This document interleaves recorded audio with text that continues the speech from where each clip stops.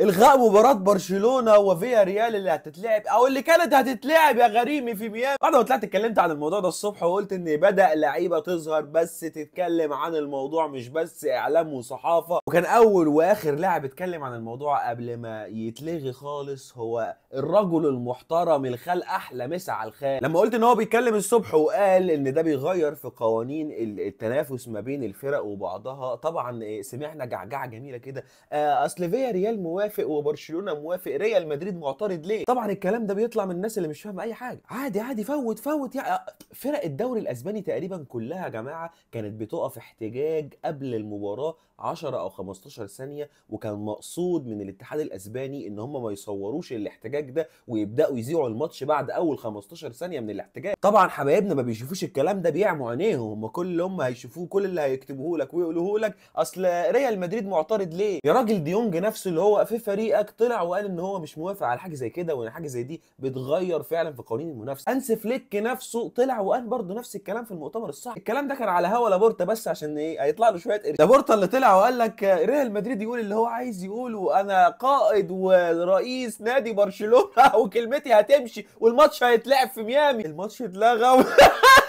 قائد الصراحه ورئيس نادي، حاجه تفتخر بيها كده قدام الناس. كل الاحترام لاي مشجع برشلوني كان بيقول الحق وبيقول ان ده ما ينفعش، مش على لحم بطنه.